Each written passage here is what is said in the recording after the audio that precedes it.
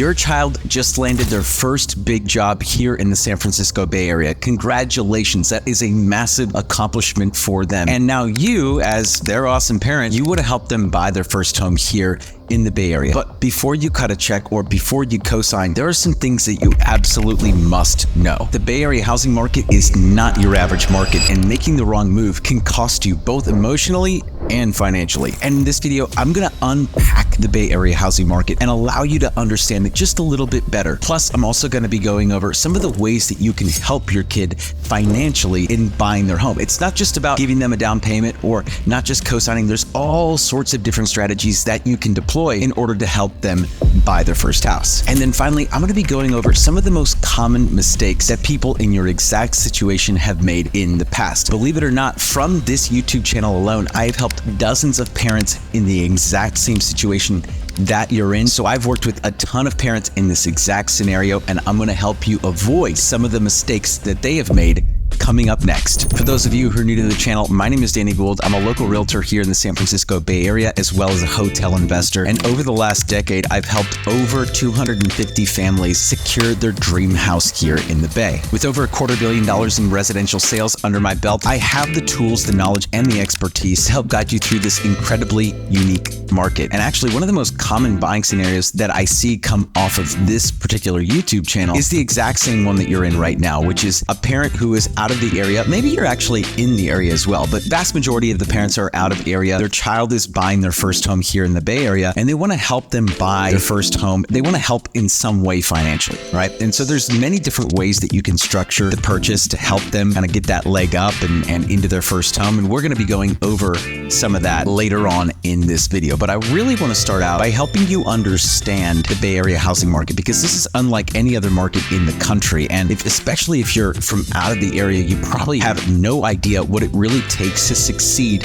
in this market. So that's what I want to be going over first. Now, it probably comes as no surprise to you that the San Francisco Bay Area is an incredibly competitive housing market. And of course, there are cycles in the market and there are ebbs and flows. Right now, as I'm shooting this video, we happen to be in a little bit of a lull. We are now in May of 2025. And right now, the buyers actually have a little bit more power than they have even in like the last 12 to 24 months. The buyers right now have more power, but there are still many neighborhoods where we are in a very, very competitive seller's market. And that actually is my very first point here in the San Francisco Bay Area, is that the market is cyclical, yes, but every specific area, every specific neighborhood has its own temperature. And the seasonality of these markets tend to fluctuate, and they all tend to behave rather similarly year over year. And this is something that a lot of people really, they don't understand. They just kind of come in here and they think it's either hot or not hot, this black and white mentality, when in reality, there's black, white, and all shades of gray when it comes to the competitiveness of each individual area here in the Bay Area. Now, if your kid has a job at Tesla, or they're working at Kaiser in the East Bay, or working at a hospital in the East Bay, then they're probably going to be looking in different neighborhoods than, say, someone who is just starting out at Google or Meta or any of the dozens prestigious employers across the peninsula. So understanding the dynamics of the particular area and or areas that you're going to be focusing on for your child is imperative to make sure that you're not either overpaying or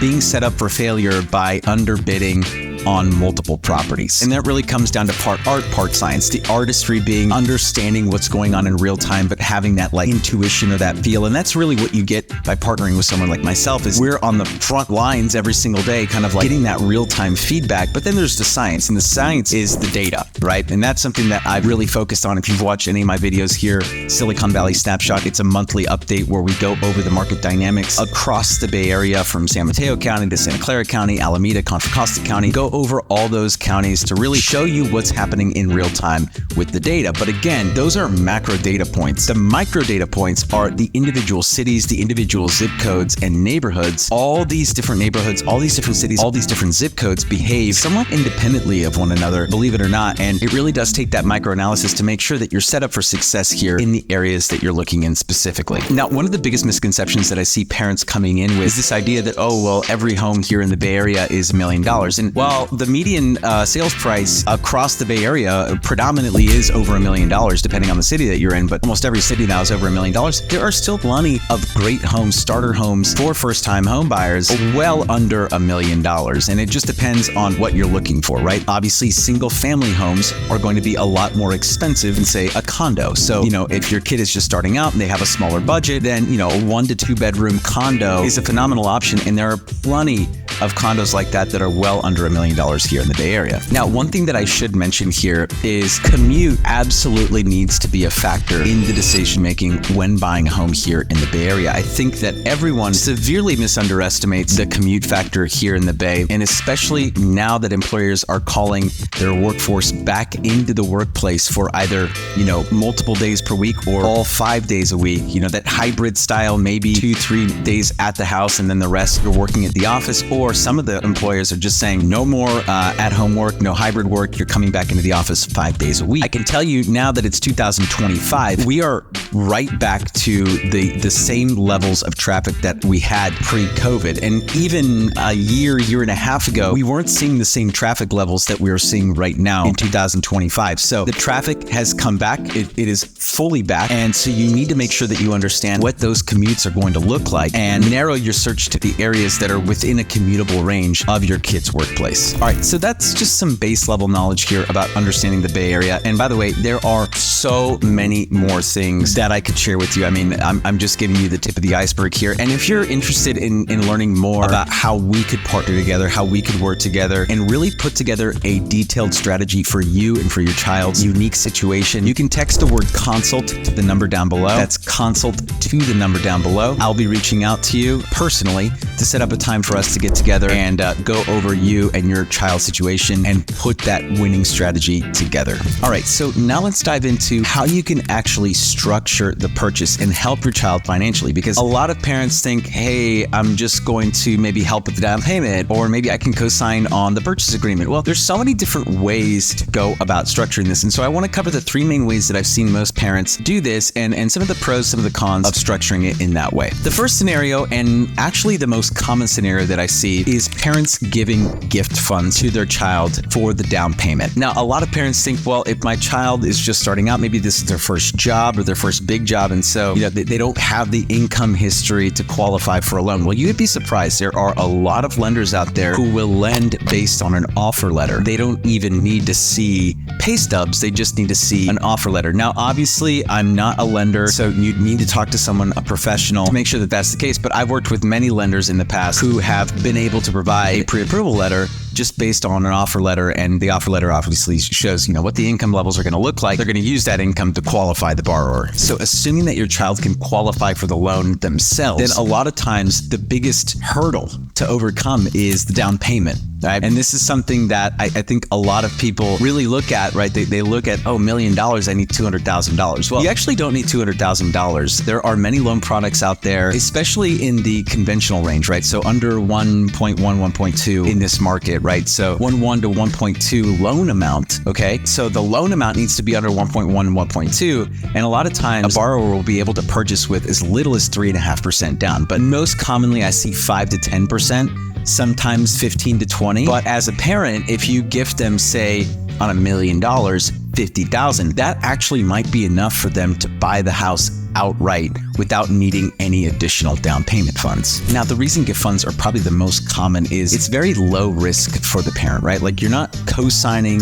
on the loan. You're not becoming a tenant in common with your kid on the title. You're just simply giving them gift funds, which, by the way, the IRS treats that as a gift. And I believe, consult with the CPA. I'm not a tax consultant, but I've worked with enough people to know that those types of gifts are non-taxable. Now, the second most common scenario that I see is when a parent decides to co-buy the home with their child. And so what they'll do is they will likely sign on the loan, right? And the reason to sign on the loan typically is because either the child doesn't make enough income, or they don't have enough credit history, or for whatever reason, they don't qualify for the loan themselves. Parent decides they want to put themselves on the loan and also put themselves on title. Now, if you're going to sign on the loan, it makes sense to put yourself on title. You want to be able to exercise some control over the property if your name's also going to be on the loan. So, second most common scenario that I see is a parent co-signing on the loan, as well as becoming a co-owner of the property. Now, the least common scenario that I see is when a parent co-signs on the loan, but doesn't take equity in the property, meaning they help their child qualify for the loan, but they don't put themselves on title. Now, there are some reasons for why people choose to not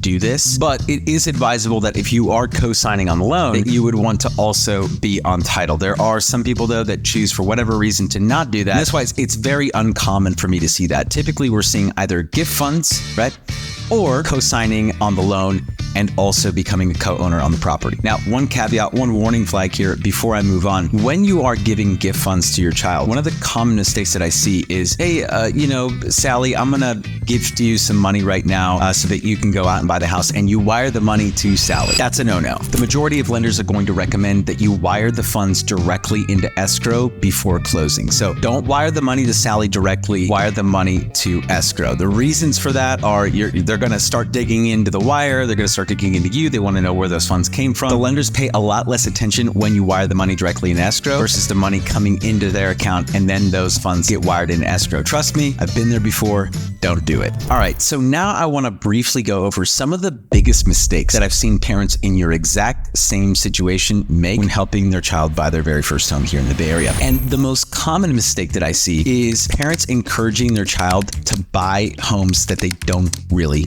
need, or rather with features or amenities or considerations that they don't really need. The most common mistake that I see is a parent encouraging their child to buy a home in a good school district. Now, you might be saying, Danny, that sounds like horrible advice. Why would you not want someone to buy a home in a good school district? Let me explain. If your child is single or they're not married, which the vast majority of people in this situation are usually single and or not married, you are years away from having a kid that needs to go to a school. When you're buying your very first starter home here in the Bay Area, you want to consider it and think about it and frame it in your mind as an investment opportunity. And a great investment opportunity is the one that has the lowest cost basis and the most room to grow. The best neighborhoods for young employees, people who are just starting out here in the Bay Area, are going into neighborhoods where there's a ton of growth potential, but the schools aren't there yet. Let me give you an example that I've talked about before on this channel. Berryessa used to be a neighborhood. It used to be one of the ghettos here in San Jose. Then the 237 came up. The 237 connects Mountain View with Eastern San Jose, Milpitas, and Berryessa area. And so that 237 opened up a new affordable housing area for all of these Google employees. And so Berryessa, over the course of 5 years, went from schools that had 3, 4s, and 5s to 8, 9s, and 10s. And the market appreciated dramatically in Berryessa in that time. And so you want to go not where the money already is, but where the money is going to be. By focusing on areas with great schools, you're going where the money already is. And so as an investor, you want to think about, where's my highest room for appreciation? Where are the outsized returns going to be? Now, I'm not saying buy in the ghetto. I'm not saying buy in unsafe neighborhoods. We should absolutely prioritize safety and make sure that we're buying in the right neighborhoods. However, there are pockets, there are neighborhoods where there is tremendous upside, tremendous opportunity. And depending on where your child's working, we can help identify those areas for you. And ultimately, it's going to be your decision to figure out whether or not those areas, those neighborhoods are in alignment with what you're looking for. But in having done this for well over a decade now, I've seen so many people buy in the wrong area simply because they check the boxes that you wanted on your dream home. So a lot of parents think, well, your most recent home purchase was probably your second or your third home. And so a lot of these wants and needs that you have mentally stored are wants and needs that you had on a home that is much different than the one that your child is going to be purchasing. And that misalignment there can often lead to a lot of confusion, a lot of tension in the home buying process. Ultimately, we need to frame this home purchase in the following way. Is this a starter home or is this my forever home? And for 99% of the people that are watching this video, that is going to be their starter home. And so a starter home has a complete different set of check boxes than a forever home. And so the starter home, we want to figure out where are the neighborhoods that have the highest growth potential, that are still close to work and safe. And, a lot of people in their 20s want to be able to walk to the grocery store or have like a nice community around them, kind of an enjoyable environment for them to have around the home that they're living in. And so these are considerations that we want to make while embarking on this home buying journey. Another big mistake that I see parents make when coming into this area, helping their kid buy a home, is not understanding the expectations of this market. A big big mistake that I see parents make is having the lender that they used from their hometown help their kid buy a home here in the Bay Area. And I can tell you that having listed well over 100 homes in my career, when we see an out of area, an out of market approval letter,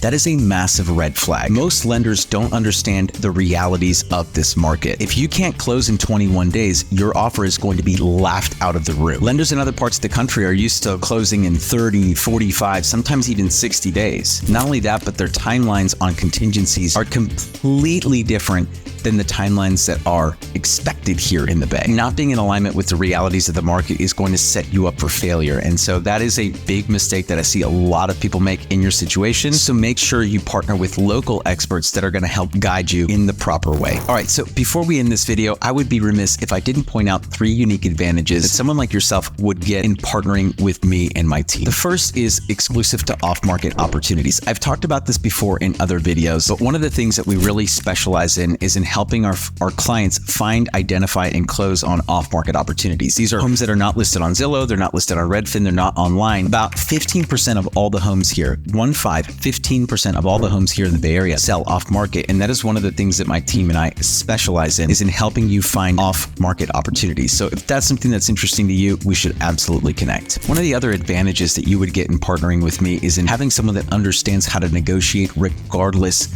of the conditions. You see, there's going to be opportunities out there where we're the only buyer, and that requires a completely different set of skills than someone who is going up against 5 other offers. And in this market, over the last 10 years or so, I've had over a 70% success rate at getting my client's very first offer accepted. And so, whether it's a multiple offer situation or we're going in and we're the only offer, requires a very different set of skills, but the result is the same. We ultimately get the house. And so managing the art and the science of a negotiation is something that I absolutely pride myself in. And finally, if you couldn't already tell from this video, I really approached the home buying process with an investment-minded approach. I leveraged my success in residential real estate to eventually start investing into hotels, and I've over the last 10 years developed an investor-centric focus. We absolutely want to make sure that we're setting up your child for success in the long term, right? A lot of people like to buy homes because they're shiny and they're nice and whatnot, but that's not always the best investment decision. And so you're always going to get my unfiltered, honest opinion on whether the home that you're choosing to buy is not just a great home to live in, but also a great investment for you and for your child's future. Now, again, if you made it this far in the video and you haven't already texted in, what are you waiting for? Text consult to the number down below. That's consult to the number down below. I will reach out to you personally, and we can set up a game plan and a strategy to help you and your child succeed